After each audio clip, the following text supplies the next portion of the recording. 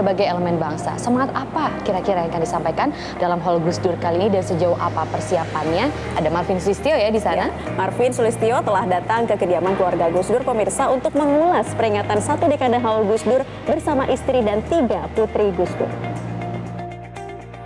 Halo pemirsa, selamat pagi Indonesia. Apa kabar Anda? Kembali berjumpa dengan saya Marvin Sulistyo. Saya sekarang berada di kediaman Presiden keempat Republik Indonesia Abdurrahman Wahid atau yang kita sapa dengan Gus Dur. Tentunya sosok dari Gus Dur ini merupakan sosok yang terus dirindukan, yang dinantikan dengan banyaknya slogan-slogan ataupun juga jokes yang kemudian disampaikan itu pula, dan juga petuah-petuah yang masih relevan dengan saat ini itu yang masih kita rindukan sampai dengan saat ini. Nah, dalam Breakfast with Newsmaker kali ini saya akan ajak Anda untuk lebih kenal dekat dengan keluarga almarhum Gus Dur, karena kita melihat sebentar lagi akan diselenggarakan Haul yang ke-10.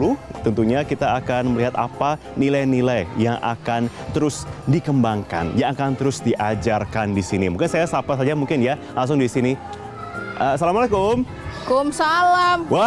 Mau cari siapa ini? Cari Mbak Nay, apa kabar? Apa kabar, Apa kabar? Marvin? Ini wow ya, maaf ya saya ganggu sehari Enggak ini. dong. Saya pengen Enggak kepo sedikit nih, pengen jalan-jalan ke sini boleh ya? Boleh banget. Boleh banget. Gus Dur itu kan selalu terbuka buat semua orang. Setuju. Jadi nggak pernah ada yang kita nggak pernah merasa terganggu. dengan siapapun yang datang. Ngomong-ngomong, Mbak Ina ini kan juga ketua Haul untuk tahun ini ya?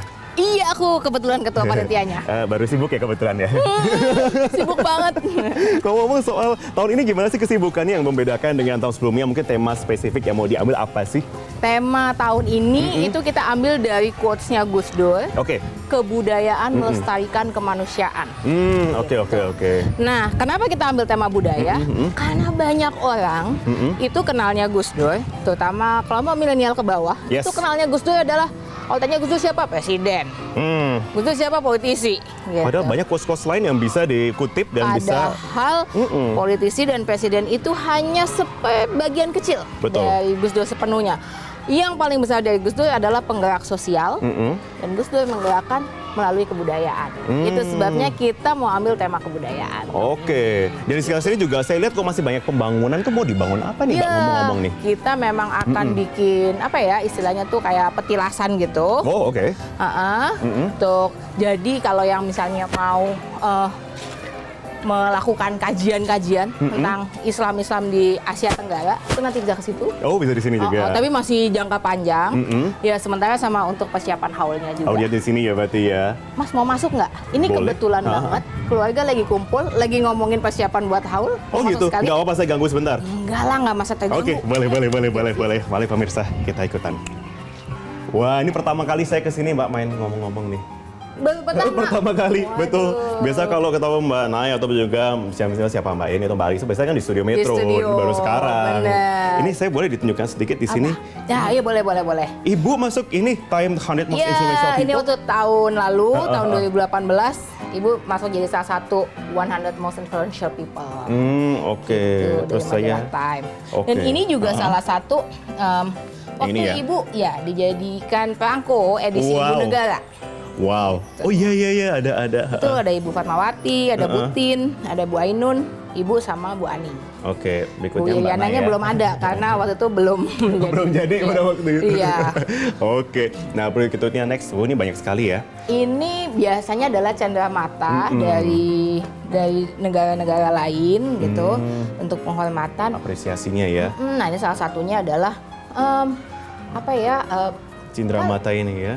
yang sering banget muncul itu setelah kepergian Bapak itu adalah rindu Gus Dur itu. Iya. Itu quotes yang memang saya masih pegang sampai sekarang, rindu Gus Dur. Maka kalau saya tek langsung sini langsung rindu Gus Dur. Rindu Bapak ya. Iya, Mbak ya. banget. Saya juga kebetulan. Memang banyak sekali di sini ya, memang pemberian-pemberian di sini. Oh, ngomong-ngomong tadi katanya di dalam sudah ini ya, sudah Udah banyak ya. ada Ibu, ada Mbak. Oh, gitu. Ya mau ngobrol langsung. Boleh kita ngobrol ya? Iya. Oke, mari. Ya mah Mbak ini Marvin. Waduh, baru calonku salah bukan. Langsung tertenggur. Caleg tuh. Iya, kebetulan di depan tadi. Marvin tuh mau ngobrol-ngobrol ke sini, mau nanya-nanya soal haul. Boleh ya? Boleh kan? Boleh. Waduh, nggak boleh. Ya wes aku loh. Aku tak salaman dulu. Boleh, aku. boleh. Oh iya, monggo. Aku nggak pakai Apa? salaman ya. Apa? Aku ada wudhu. Oh iya boleh. Main dari jauh. Kalau sama saya Aku boleh. Boleh ya. Baik kalau ada tempelannya ya. Waduh, oh, itu berat itu. Monggo Mas Marvin. Terima kasih. Ngomong-ngomong, saya sudah terima kasih loh sudah dipersilahkan buat ngobrol di sini sama tim Metro TV lainnya. Matur nuwun, terima kasih. Sama-sama. Bahasa Jawa saya kurang lagi. Nah iya makanya saya juga mau komentar itu. Ternyata medok sekali ya. Ini sangat medok, agak kontras dengan wajahnya. Tapi nggak apa-apa, keberagaman. Iya. Iya. Dan kalau kata Gus Dur itu kita harus bangga dengan identitas kita. Tadi saya sudah dikasih bocor sama Mbak Nay tadi, temanya soal Kebudayaan melestarikan kemanusiaan. Yang mau kita lakukan adalah menggali lagi pemikiran-pemikiran kebudayaan Gus Dur yang ternyata sampai hari ini masih sangat relevan. masih sangat relevan sekali. Contohnya berarti apa Mbak? Berarti kok misalnya Mbak Yeni sendiri melihat sekarang ini pemikiran-pemikiran yang kiranya masih perlu untuk diingatkan lagi, terutama untuk warga negara ini. Kalau saya melihat salah satu persoalan utama ini kan ada orang yang mencoba mendikotomikan antara budaya dengan ajaran agama, seolah-olah ini bertentangan. Justru kita melihat bahwa budaya sebetulnya juga menjadi sarana untuk menyebarkan nilai, untuk menyebarkan kebaikan, ya. Dan banyak kalau kita melihat dalam sejarahnya Wali Songo di Indonesia justru menggunakan budaya, Dengan budaya. ya, menggunakan ekspresi budaya dalam rangka berdakwah. Jadi sebetulnya tidak ada sama sekali yang namanya pertentangan antara budaya dengan agama. Gitu juga berarti ya Mbak ya, Iya. menurut saya. Iya, jadi ada semacam dikotomi tadi itu. Orang kemudian sekarang ini sering dipaksa untuk memilih antara oh saya kan agamanya begini karena itu tidak berbudaya. Tapi ada satu hal yang harus dicermati dan itu sangat kuat dibicarakan Gus Dur, yaitu bahwa budaya itu bukan cuma sekedar produknya ya, bukan ketoprak atau ludruk atau lukisan atau pakaian, bukan hanya itu, tetapi apa nilai-nilai yang terkandung di dalamnya begitu. Jadi itu sebabnya kenapa bagi Gus Dur budaya itu merupakan salah satu hal yang ditekuni dan digali ya, karena seperti tadi Yeni sampaikan, bahkan Wali Songo saja ketika menyebarkan menyebarkan Islam itu justru yang dilakukan adalah memberikan nilai yang berbeda pada tradisi yang sudah ada. Jadi bukan tradisi itu kemudian dimusuhin gitu, tidak. Tapi kalau tradisi itu nilai-nilainya kemudian diperkaya dengan nilai-nilai agama, maka dia menjadi bagian dari kita beribadah gitu dengan tradisi yang sudah ada. Jadi budaya itu ada nilainya, kemudian tidak hanya sekedar ritualnya saja, tetapi di balik itu ada apa. Itu yang sebetulnya diperjuangkan Gus Dur. Jadi apa ya, kalau istilahnya budaya bukan hanya sebagai artefak gitu kalau untuk Gus Dur, tetapi jadi cara pandang, cara hidup begitu. Itu yang mau kita kuatkan lagi. Budaya itu titik kulminasi tertinggi dari nilai. Ketika nilai sudah sedemikian mengakar menjadi norma kemudian menjadi menjadi suatu hal yang dipakai dalam kehidupan sehari-hari, pada akhirnya titik tertingginya adalah menjadi budaya. Betul, kita tidak ingin negara kita mencapai titik nadir, kita ingin mencapai titik yang paling tinggi untuk mengangkat itu semua tentunya ya di sana. Tapi Bu, ngomong-ngomong yang dari dulu sampai dengan sekarang, almarhum Bapak selalu bilang terus hingga sampai sekarang, melihat kondisi kita anak-anak muda sekarang atau seperti itu, apa sih Bu yang selalu dibilang? Yang dibilang Bapak sebetulnya banyak sih ya, itu semuanya yang dikatakan Bapak itu bermakna buat kita semua. Seperti contohnya begitu aja kok repot. Orang menganggap itu meremehkan sesuatu, padahal sebetulnya itu enggak gitu loh. Di situ mengandung rasa keikhlasan yang dalam terhadap Allah Subhanahu wa taala ya. Penerimaan orang itu terhadap apa yang diberikan oleh Allah, kita sikapi dengan bijaksana, tanpa harus melakukan suatu pertentangan ya, terus harus melakukan dengan kekerasan, tapi dihadapi dengan arif dan bijaksana. Itu kalau hatinya tidak ikhlas, hilang, semuanya akan menjadi kekerasan ya, karena ikhlasnya kepada Allah tidak ada. Nah, kalau keikhlasan kepada Allah ada, kemudian hatinya menjadi tentram, menjadi begitu aja kok repot, itu bukan berarti itu harus disepelekan, tapi kita serahkan semuanya kepada Allah. Jalan itu akan sampai akan diberikan kepada kita kalau kita berpasrah kepada Allah. Apakah kekerasan itu akhlak yang mulia? Bukan. Tapi kalau kata Gus Dur, yang beda jangan disama-samakan. Tapi yang sama juga jangan dibeda-bedakan. Betul. Gitu.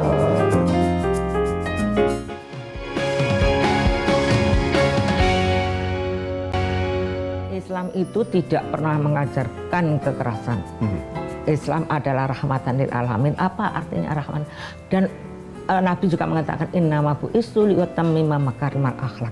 Sehingga aku ini diutus untuk menyempurnakan akhlak yang mulia. Artinya apa?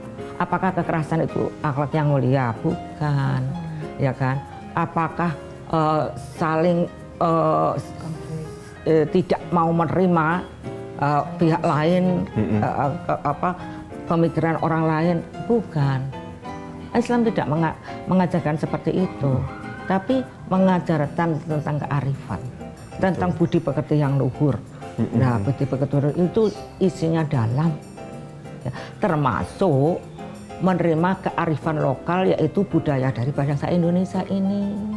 Di media sosial tentunya banyak sekali tiba-tiba ada hal nggak penting tapi kok tiba-tiba mudah tersulut dengan isu tanda kutip intoleran. Dulu hal-hal yang dulu sebenarnya nggak diributkan, sekarang bisa jadi sumber. Iya bagus kalau cuman istilahnya tweet war atau perangnya di media massa, di media sosial aja.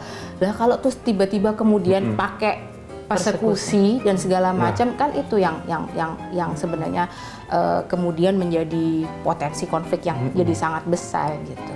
Nah makanya itu juga sebenarnya salah satu yang mau kita gali lagi di sini.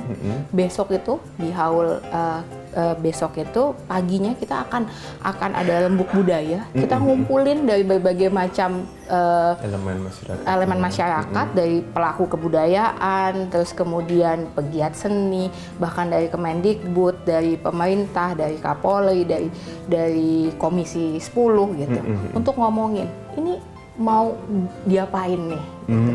Kasus-kasus kayak gini mau diapain nih, gitu. Apa sih yang seharusnya diperlukan ketika kita melihat kasus-kasus kayak gini, dan nantinya hasilnya itu akan langsung dijadikan rekomendasi untuk pemerintah supaya dikawal, supaya bisa kemudian itu jadi praktek. Sekarang mungkin bisa kita lakukan saat ini sembari menunggu itu adalah meminimalisir juga agar tidak jadi seperti itu. Mbak Yani mungkin mau menambahkan. Jadi yang kalau yang saya lihat ini sekarang ada kegagapan kita sebagai umat manusia untuk menghadapi disrupsi yang ditimbulkan oleh teknologi informasi. Jadi yang namanya algoritma sosial media itu memang cenderung memisahkan orang menjadi dua kelompok, ya, kelompok pro dan kontra. Dan ini fenomena yang terjadi di banyak negara, tidak cuma terjadi di Indonesia. Lalu ekspresinya kadang-kadang memakai ekspresi yang sangat emosional. Apalagi kalau ruang yang tersedia cuma Twitter cuma sedikit, dia pakai kata-kata yang yang cenderung provokatif. Apalagi kalau kemudian berlindung di balik akun anonim. Nah, dengan situasi seperti ini, apa yang harus kita lakukan? Yang harus kita lakukan adalah membuat antivirus supaya kita kuat, supaya ada resiliensi, supaya badan kita kalau kena virus terus-menerus, gimana caranya supaya kebal, kan gitu. Virus nggak bisa menyerang kalau badan kita kuat. Menumbuhkan kekuatan itu salah satunya lewat budaya. Nah, juga pertama tentu harus timbul kesadaran dulu bahwa kita ini dunia ini memang berbeda, ya, bahwa kita jangan mudah dihasut, jangan mudah diprovokasi oleh hoax, oleh apa-apa yang ada di sosial media. Ini harus timbul kesadaran dulu, karena apa yang ada di sana belum tentu kebenaran. Itu ada yang namanya post-truth dan lain sebagainya.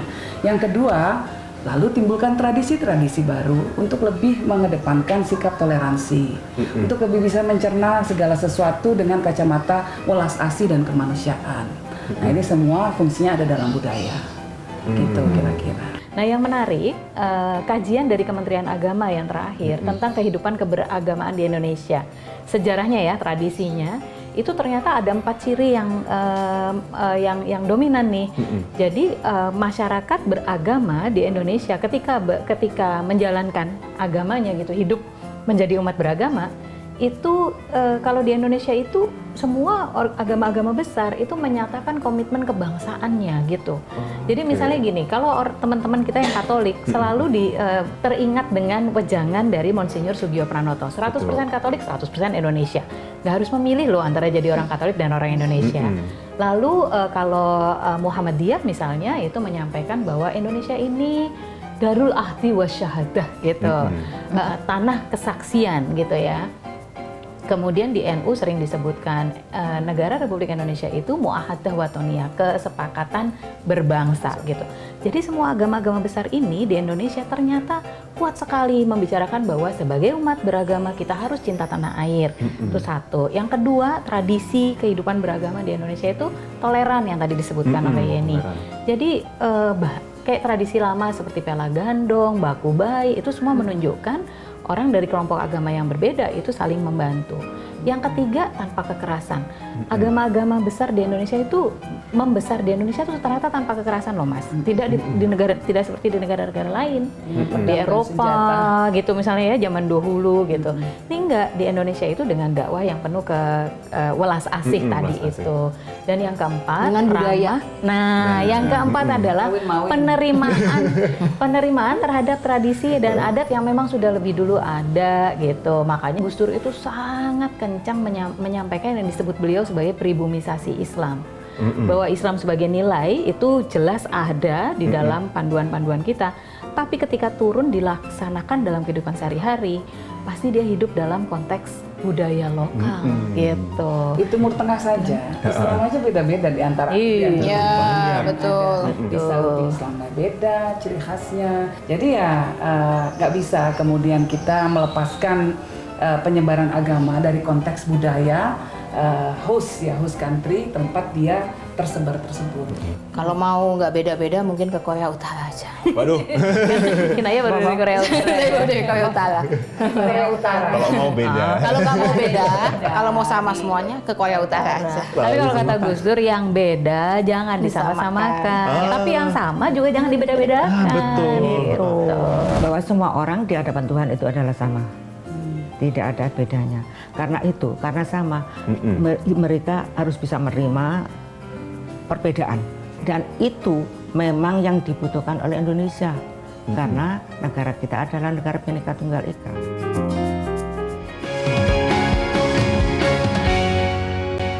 Inti dari toleransi sendiri kalau menurut keluarga almarhum Gus Dur ini apa? Ya, menurut saya bahwa semua orang di hadapan Tuhan itu adalah sama. Tidak ada bedanya. Karena sama, mereka harus bisa menerima perbedaan. Apapun perbedaannya itu. Apakah agamanya yang berbeda, apakah sukunya yang berbeda, apakah budayanya yang berbeda. Itu harus bisa kita terima dengan kearifan kita, ya. Jadi dan itu memang yang dibutuhkan oleh Indonesia. Karena negara kita adalah negara Bhinneka Tunggal Ika yang berbeda-beda tapi tetap sama. Betul. Nah, itu sebetulnya falsafah dari orang Indonesia itu sudah tepat, sudah pas. Untuk semua agama itu sudah pas. Tapi kenapa kok masih banyak pertikaian, pertentangan, perebutan dan kekuasaan dan sebagainya? Itu karena mereka lupa pada ajaran agamanya. Karena itu mereka harus diingatkan. Caranya bagaimana? Caranya seperti yang akan dilakukan oleh Gus Dur, yaitu di samping mendirikan pusat kajian Islam, tapi juga mendirikan sebuah perpustakaan yang lengkap di sebelahnya tempat kajian ini nanti itu, agar orang bisa menggali kembali pemikiran-pemikiran, kearifan dari nenek moyang kita, tidak hanya dari nenek moyang kita sendiri, tetapi dari negara-negara lain. Karena bagaimanapun semua umat manusia itu adalah ciptaan Tuhan. Itu betul. Tuhan sudah mengatakan dalam surat Al-Hujurat, mengatakan, ya ayyuhan nas inna khalaqnakum min dzakarin wa unsa wa ja'alnakum syu'uban wa qabaila lita'arafu. Nah, kalau kita memang betul-betul orang Islam yang benar-benar memahami agama, ajaran agama, mesti mereka ngerti ini. Tetapi kadang-kadang mereka melupakan ini. Dilupakan bahwa Tuhan itu menciptakan laki dan perempuan, kemudian bersuku-suku dan bergolongan. Untuk apa? Untuk saling bergaul dengan baik, saling berinteraksi. Karena bagaimanapun, semua makhluk di dunia adalah saudara kita seperjalanan untuk menuju akhirat. Siapapun, apapun yang berbeda sama kita itu nggak masalah gitu. Betul. Malah itu hanya akan menjadi penguat keberagaman, perbedaan. Itu sebenarnya kemudian bisa menjadi kekuatan besar. Tinggal kita mau milih, mau lihat mereka sebagai kekuatan atau kemudian sebagai ancaman. Kalau kami sih, kami ya, aku sosok ini ada jain bapak, Akrab kan? kayak keluarga aja. Betul. Kita memilih untuk melihat itu sebagai kekuatan. Kekuatan. Gus Dur itu mengatakan begini, toleransi kita antar umat beragama seringkali hanya di permukaan saja, tapi bukan kerjasama sejati gitu. Nah, maka PR kita sekarang adalah bagaimana caranya bekerja sama sejati. Bagaimana kita melihat bahwa ada ruang-ruang hidup bersama. Landasannya apa? Landasannya karena kita ingin mengangkat martabat manusia. Karena itu tugas kita di dunia ini adalah mewujudkan kemaslahatan atau kebaikan di dunia gitu. Caranya yaitu ayo bersama-sama dengan warga bangsa yang lain, dengan umat manusia yang lain. Karena itu dibutuhkan sikap adil. Karena itu kalau di dalam Al-Quran kan diulang-ulang terus, bersikap adil paling dekat dengan takwa. Jangan bersikap tidak adil bahkan kepada orang yang kita benci. Kenapa? Karena keadilan itulah yang nanti akan bisa menjaga hubungan baik antara berbagai kelompok. Tanpa Gus Dur juga menyampaikan, tanpa keadilan perdamaian hanyalah ilusi gitu. Jadi kalau mau toleransi itu landasannya keadilan, bukan perasaan bahwa saya mayoritas, saya mentolerir kamu, tapi kamu harus tunduk pada saya. Nggak bisa begitu gitu. Tapi landasannya adalah keadilan, kesetaraan kita sebagai umat manusia yang diciptakan Tuhan. Itu adilnya itu penting. Sebetulnya ajaran-ajaran seperti itu sudah ada sejak dulu. Bahkan dari Rasulullah, Nabi sendiri mengajar kepada orang Islam Muslim Indonesia itu lupa bahwa kita punya namanya Piagam Madinah. Piagam Madinah itu isinya apa? Kerukunan antar umat beragama. Bahwa yang besar harus bisa melindungi yang kecil harus menghargai yang besar, dan kita sama-sama saling bergandengan. Di situ dicontohkan bagaimana Rasulullah memperbolehkan masjid berdiri di samping gereja atau gereja di samping masjid dan sebagainya. Itu kan menunjukkan, itu sudah mengajarkan Islam, itu mengajarkan seperti itu kerukunan, persatuan dan kesatuan. Ya. Dalam Al-Quran banyak inna hada ummatan wahidah wa ana rabbukum fa'buduh. Sehingga semuanya ini adalah umat yang satu dan aku adalah Tuhan, maka sembahlah aku. Jadi semuanya itu satu. Kita ini, negara kita itu negara Bhinneka Tunggal Ika. Ya, berbeda-beda tapi satu. Saya selalu contohkan, apa yang berbeda? Apa yang satu? Itu selalu tanyakan kepada mereka. Kalau mereka memang, kalau kita mengatakan bahwa kita itu adalah saudaranya dia mereka, orang Batak itu saudara kita orang Jawa, orang Ambon saudaranya orang Padang dan sebagainya semuanya. Kalau mereka itu saudara, apakah pantas kita saling bertengkar? Persatuan dan kesatuan adalah pilar utama dari tegaknya, kokohnya negara kesatuan Republik Indonesia. Itu harus diingat. Setuju. Itu yang kita di sini semuanya. Untuk itu Mas, jadi jangan lupa tanggal 28 datang ke sini. Dan ada siapa aja? Bakalan, karena kita temanya budaya, boleh. jadi nanti itu bakalan banyak sekali. Akan ada Kartolo, akan ada Akbar, akan ada stand up komedian lain, ada Sadia Ma'ruf, ada Mamat Al-Katiri, ada Priska. Nah, Mbak Ana ikutan stand up juga nanti? Iya, saya sit down. Dan Sit down Gomedia. akan ada Eri Susan dan Eni Sagita, dan yang pasti akan ada Gusmus. Oh iya, itu dia. Tanggal 28 untuk yang ini. Iya, bisa ketemuan rame-rame. Di sini kita gayeng istilahnya, ya, guyup, rukun, ketawa-ketawa. Bahwa hal-hal yang serius itu, hal-hal yang penting itu nggak melulu harus dibawakan dengan serius. Bisa sambil ketawa-ketawa. Bisa ketawa-tawa ya. Oke, Tanggal kita tunggu 28. kalau begitu tanggal 28. Oke, bisa terima Dan kasih. siang sepaginya ada rembuk. Ada. Pagi ada rembuk budaya, Rembuk budaya juga. malamnya, Rembuk budaya. Oh, oke. Rembuk budaya. malamnya kita tunggu di Lengkap, Haul. lengkap Tersebut. begitu ya di sini. Di sini kan ya berarti ya? Di sini, sini. di Oke. Ciganjur. Baiklah, baik. Kita terima kasih. Sama-sama. Mbak Lisa, Terima kasih, Mbak Yeni, Terima kasih Mbak Ana, banyak, terima Mas kasih Marvin. untuk waktunya di sini. Semoga ini kembali memang menjadi penyatu kita semua di sini, dan terima kasih sudah tentunya mengisi Sapa Pagi Indonesia dengan sangat semangat kali ini. Terima kasih.